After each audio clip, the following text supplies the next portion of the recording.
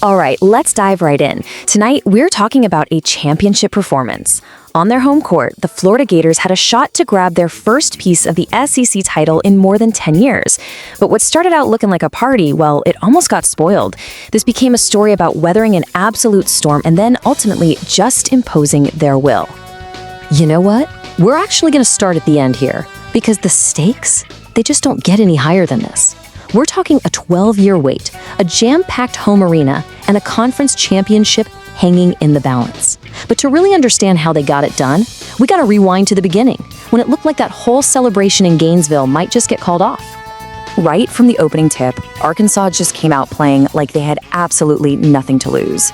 They were the ones on the attack, driving to the basket, and pushing a pace that you could tell was making Florida really uncomfortable, especially in their own building.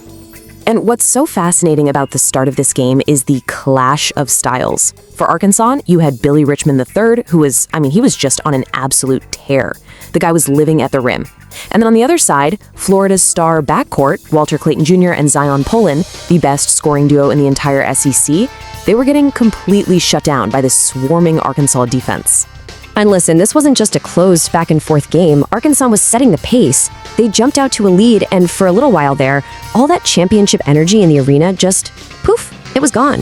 You could feel the tension as everyone waited for the Gators to find some kind of an answer. So, what was the answer? How'd Florida respond?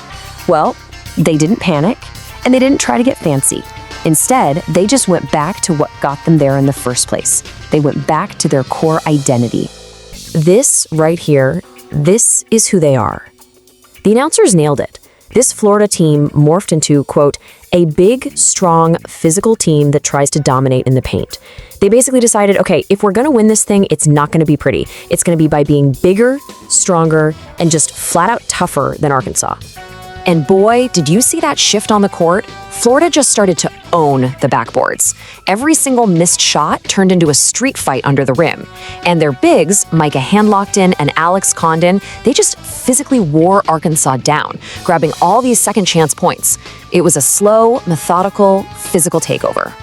So with that physicality starting to take control, their offense finally started to breathe.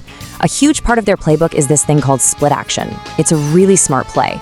It's all designed to use their big man as a playmaker in the post to create total chaos for the defense and get their shooters wide open looks. And just look at how perfectly they run it. Okay, ball goes into Condon, the guards cut super hard, forcing the defense to scramble. The ball swings quick to the other side of the floor, and there's Isaiah Brown wide open in the corner. Splash. That's just beautiful team basketball, and it is almost impossible to defend. And that right there, that combination of just suffocating them on the boards and that precise offense, it completely flipped this game on its head. It didn't just get Florida the lead back, it started an avalanche. A 14-1 run. Think about that for a second. In just a few minutes, Florida went from looking totally lost to being completely in charge. And Arkansas had no idea what hit them. And once they grabbed control, it was over. The second half stopped being a competition and just turned into a party. The Gators put on an absolute show for the fans who came out to see them make some history. As that Florida lead got bigger and bigger, you could just see the frustration boiling over for Arkansas. The game got chippy, and it was all summed up by this one moment. A playground two-hand push, as the announcer called it, from Trevon Brazile. He nailed it. At that point, you could tell both coaches just wanted the clock to hit 0 before somebody got hurt. And this right here, this stat should tell you everything you need to know about why this Florida team is so dangerous. It wasn't the Clayton and Pullen show. No, 6 different Gators scored in double digits. A total team beatdown, showing off just how deep and balanced they really are. 111-77. The final score really says it all, doesn't it? It was a complete and total demolition and a huge statement to everybody else in the SEC. So what does it all mean in the grand scheme of things? Well, this wasn't just another win. This was the peak of a long journey, a return to the absolute top of one of the toughest conferences in all of college basketball.